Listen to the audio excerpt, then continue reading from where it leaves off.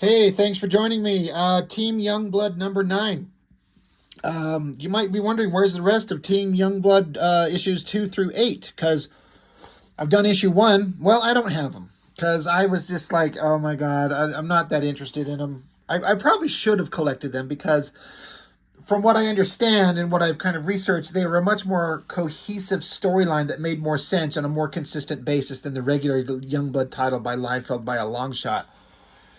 But I just never collected them.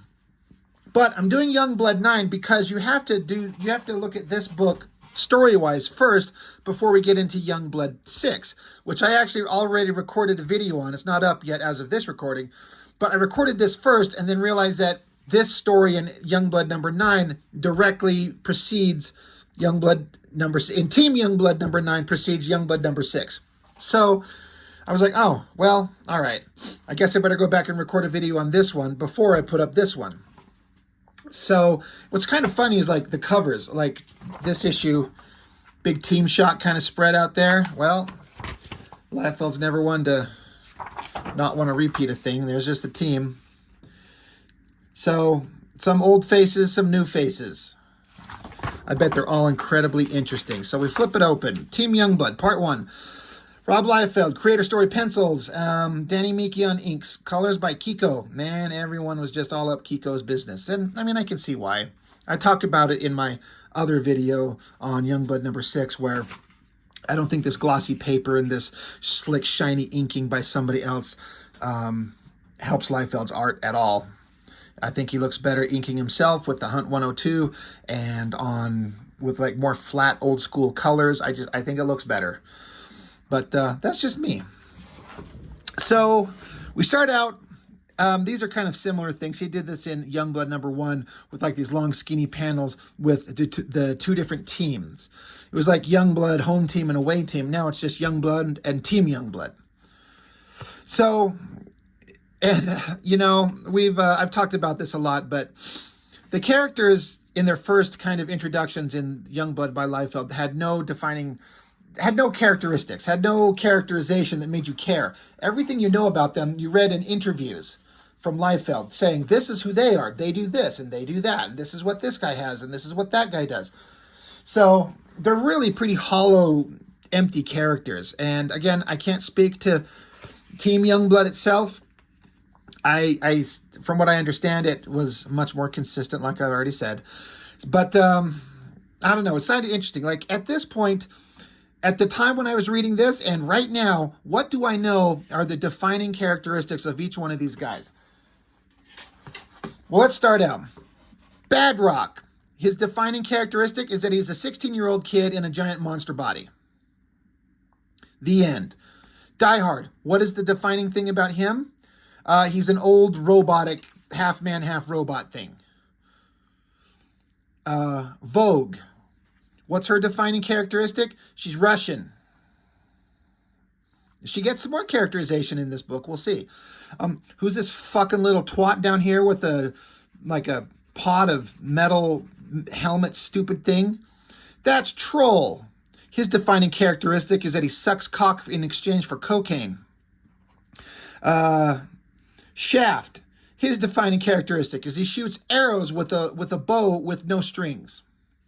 Riptide, her defining characteristics: 1, she posed nude for a magazine, and she got killed by an angry Youngblood member. Might be on this list right down here at the bottom. Photon, what is his defining characteristic? He's got flaming brains, and he's an alien. Cougar, his defining characteristic is that his name is Cougar. This is Masada. I don't know if she's been introduced, probably, I'm guessing, in Team Youngblood. Defining characteristic is that she can grow tall, and she's from Israel. And Sentinel. Honestly, the only thing I can know about his defining characteristic is he fucking murdered Riptide. The end. And then you got this twat introducing Night Saber. Look at this evil look on his face. That must be a villain, right? I mean, it has to be. Then we flip over, double page spread. All right, let's flip this shit over. Badrock, armored up, the likes of which you've never seen him before. You kind of wonder why he needs to be strapped with weapons. I guess if he needs some long range, give him some guns to shoot at things. I guess. It's kind of fine, I guess. I guess as a drawing, it's fine. Yeah, it tries to give some characterization. Thomas John McCall. Um, felt he had reached a dead end in life. A son of a renowned bioengineer, he did not excel in school. A clumsy boy with esoteric interests, he had few friends. Girls were foreign and strange to him. Frustrated with his lot in life, he gambled everything. One fateful evening, by swallowing a vial of genetic material his father was developing for the government, it could have killed him. Instead, he became Badrock. So this fucking idiot kid walks into a laboratory of his dad's weird shit and just takes a shot off some random vial and he turned into a giant rock monster. Great. I don't know if I believe for a second that Liefeld's actually drawing all these buildings. I mean, I guess he could be. It's like the one and only time in his life where he would put in that much effort. And the repeating pattern in all these buildings of just like a bunch of like evenly spaced slats this way, and then they get divided by, you know, a divider there and there. I guess he could be. It's not bad. But there, Badrock, he's walking around, he's talking to himself, he's wandering around these streets forever. Now he's playing hide and seek. It's getting aggravating. The last thing I need is for some dork to sneak up on me. And then speaking of said dork, hey, buddy, better watch who you call a dork. He's like, what? And so Shaft, he's standing here. What the fuck is Shaft standing on? Like, look at that drawing. He's just floating in the air. He's like a giant space god. Can he levitate? Because you got this building, these building shots in the background. It's a low angle looking up. So, all right, if this is Liefeld doing it, good for him. But, you know, he's got the drop on Badrock. He's like, you're finished. And so Badrock's like, whatever, carrot top, not by a long shot. So he fires his gun, and then we just have this angry teeth gritted shot of Shaft's face. I'm not saying anything. He's just like he's squeezing his shit out. So, okay, I guess Shaft was on top of a building because now he leaps and jumps. Now, these two little drawings up here, kind of dig them. I'm going to bring them up closer. Kind of don't mind those little drawings of him. Jumping down. Shoots 4 arrows, and stupid Badrock's like, duh. And then suddenly a giant net forms between the 4 arrows, wraps him up. And then Badrock's like, this isn't cool, man. I can't even move. And he can't even, boom, he falls on the ground.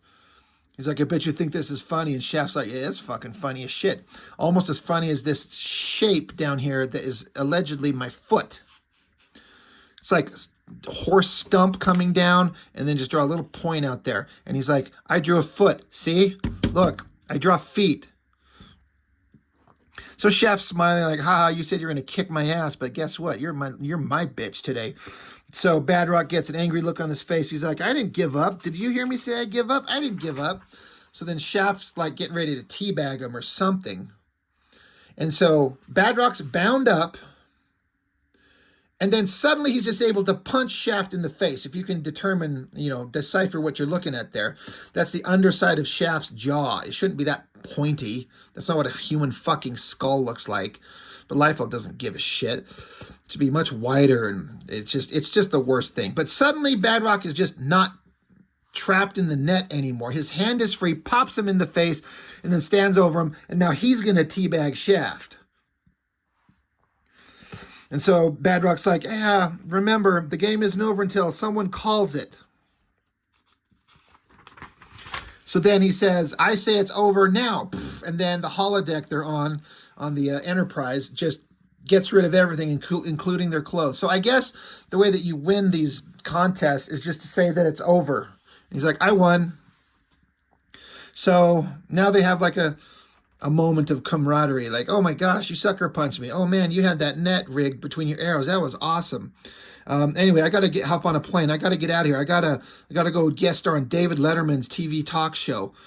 And Shaft's like, dude, I'm glad that's you and not me. I wouldn't do that at all. Besides, I've got to go catch a meeting with Graves. We refer to that character as, I swear to God, not Cable. Anyway, and then here's an airplane.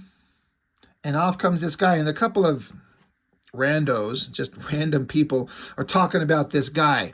They're like, I don't know, Gary, he looks like he's got an attitude. I hear all these Aussies are pretty full of themselves. Is that true? Are Aussies all full of themselves? Anyway, he's like, good afternoon, Mr. Night Saber. I'm Gary. And he's like, the name's Mick. Of course it is. Of course it is. Michael J. Crocodile Dundee Night Saber the third. Oh, all right. Well, certainly, Mr. Mick. Get in the car and let's go. So now we just see his thoughts. He's like, not bad at all. Certainly beats that flying business all to hell. 18 hours on a bleeding plane. Fa. Is this how Australians talk? Do they say bleeding plane? This limo service, though, it's all right. It's almost like I'm some kind of celebrity, isn't it? That sounds like an English Cockney accent kind of thing to say, isn't it? Might as well be with all the Cassie's boys are throwing at me. Yeah, I'd say things are working out okay for the old Micker. Money, prestige, power, I'm right in the middle of it now, ain't I? I think I could get used to this. And again, this evil-looking look on his face. And what a stupid outfit. This stupid spandexy outfit, the do-rag. He's carrying his pool cue in his duffel bag, and then like a trench coat, or at least Liefeld's version of a trench coat. And he got this little douchebag soul patch and this little patch of hair coming out from under his little do-rag. It's so stupid. I can't believe anybody would draw this and be like, this is what cool things look like. And then we cut back to a little fucking blow troll. He comes in to see Swear to God Not Cable. And just start having some words back and forth. They're trying to pretend like there's some characterization going on. Troll's like, hey, I'm 3,000 years old. I'm awesome. And Graves is like, well, you'll do what I tell you. And you'll like it. Or I'll teabag you. I'll just rest my nuts around on your little flat, stupid head. And then you can like zoom in with your little goggle things that you wear. Meanwhile, flip over to another scene. We have the X-Jet hovering in the air. I guess maybe these things are supposed to be holding it up. And we got Voodoo, Jesus Lord. Vogue. Oh my God. I was like, Void? Voodoo? Vogue? Some V name. Standing by the jet. Again, I swear to God, Liefeld's never drawn backgrounds like this or a jet like that in his life. Someone else is ghosting him on this. I mean, like, he can't draw anything like this. Not even close. So I don't believe this is him at all. And I checked. There's no, like, pencil assist going on. So if he did, good for him. Great. I'm shocked. I just don't believe it. But now she's standing here, you know, half undressed, giant jugs, pale skin. Like, I swear to God, she's not Domino from X-Force, right? Pale skin, dark hair. And so she's thinking to herself about how they keep sending out on missions, and she's got a cosmetic company set up, and she's got to work on that. And then she's just kind of troubled. And then someone says Nikki, because of course her name's Nikki, Nikki. She says, oh, hey, Die Hard, I was just getting geared up and ready to go. And he's like, it seems like you were just standing here in your underwear staring at the jet. So he comes up and he wraps his arms around her, almost touching her giant titties with them little tiny one little indication of a pointy nipple. I mean, she's getting kind of excited. Look at those huge jugs, and blood gets flowing. He puts his arms around her so nipples get hard. I know how this shit works. I know how human anatomy functions. Liefeld doesn't. But you're like, wait. Die Hard is fucking Vogue? I mean, can we see that comic? Can we see Youngblood After Dark?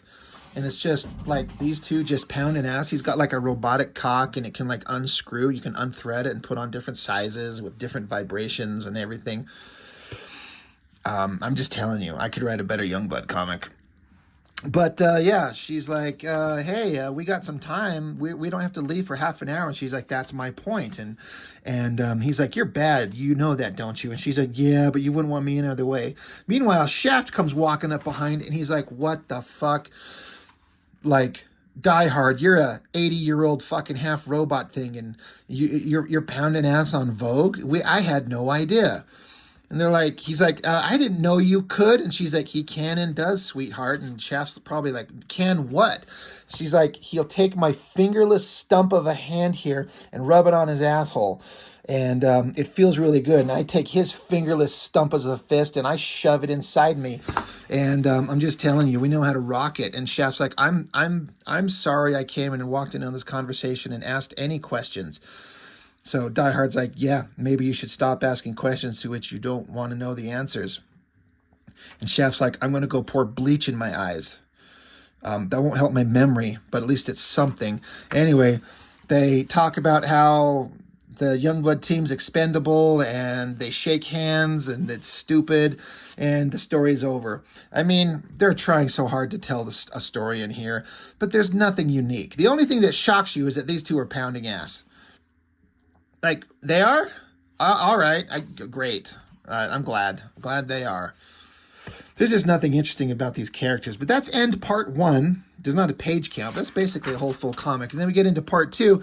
We're with Chap Yap. And it's just funny to me how the color palette changes from all these bright, vibrant colors here into this, like, muddy brown. It's kind of fine, but the whole thing just seems to be, like, locked into the same color scheme. So this is, Sentinel? Black Iron Man? Pre-murdering Riptide. This is kind of the build-up to her talking with Masada here about how she's thinking about posing nude for a men's magazine. And Israeli Masada here, she's like, you totally shouldn't do that. That's like, the cultural differences between Israel and America are a lot more shocking than I kind of thought that they would be. So, but yeah, they're actually, I'm not making this up. For all the bullshit I'm talking on the other story, this is actually a story point. And it's kind of a fine one. I mean, especially in modern day, this is what some of these chicks would do. Some chicks would do this. If they were part of a superhero team, they'd be like, yeah, I'll take some tasteful photos. And then you literally have Masada say, oy vey. All right.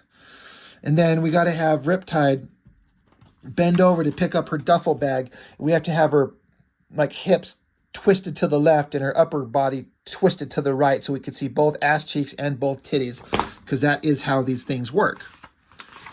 So they both go jump in the shower together and probably, presumably in my mind, soap each other up and, hush, hush, don't talk about it. Back with Firebrains, sitting at a computer panel, trying to learn English. He can think it, but he can't speak it.